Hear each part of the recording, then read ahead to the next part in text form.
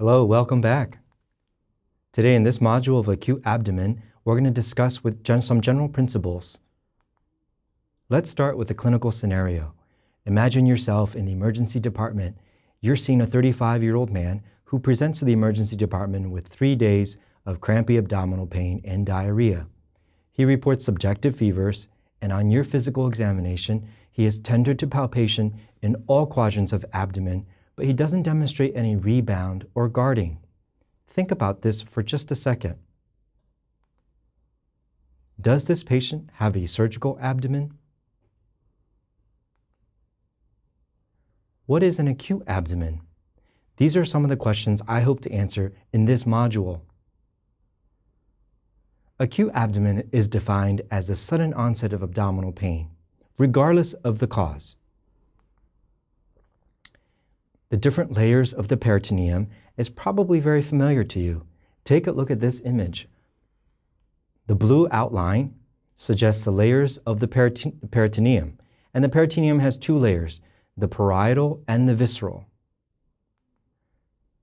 Abdominal pain and the abdomen has classically been divided into 9 quadrants.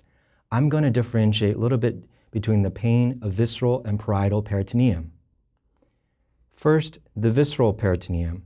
Pain is difficult to localize if the inflammation involves visceral peritoneum. This visceral pain is often mediated by distension, ischemia, and felt largely in the midline of the abdomen, although this can vary. But the parietal peritoneum, the nerves fibers go to one side or the other of the spinal cord. This allows you to be easier to localize where the abdominal pain is.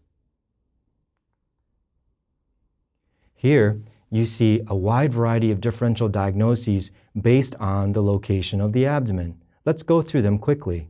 In the right quadrant of the abdomen, one has to consider acute cholecystitis, cholangitis, and even hepatitis. In the right lower quadrant of the abdomen, one considers appendicitis. In women, very importantly, consider GYN pathology, including ovarian torsion cysts or pelvic inflammatory disease. Let's move over to the left side of the abdomen.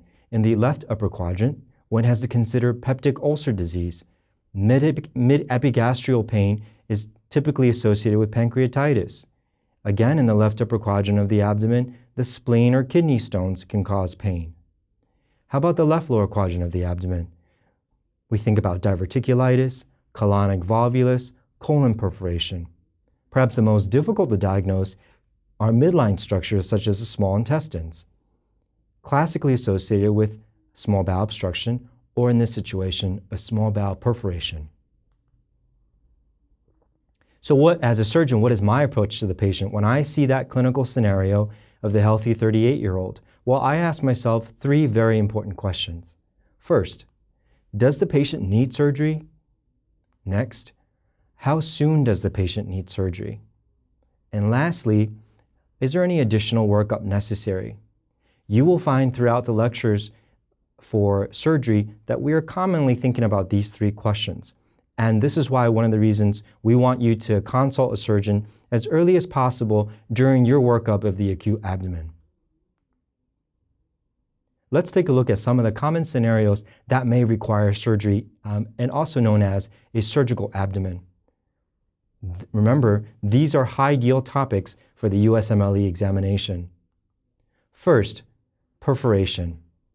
If you get an abdominal x-ray and there is free air under the diaphragm, as demonstrated in this image, this patient needs an urgent exploratory laparotomy without further workup. Unfortunately, the presence of the free air, or pneumoperitoneum, doesn't necessarily tell you what the pathology is. Next, let's talk about ischemia. Bowel ischemia is less likely than perforation, nevertheless a very important cause of acute and surgical abdomens. Classically described as thumbprinting and pneumatosis. Pneumatosis occurs because the intestinal lining mucosa is the first most susceptible lining to ischemia. As the mucosa breaks down, air is then allowed to track transmurally into the lining of the small intestines, resulting in pneumatosis. You will see this on an abdominal x-ray as thumbprinting and pneumatosis. Next, let's talk about bleeding.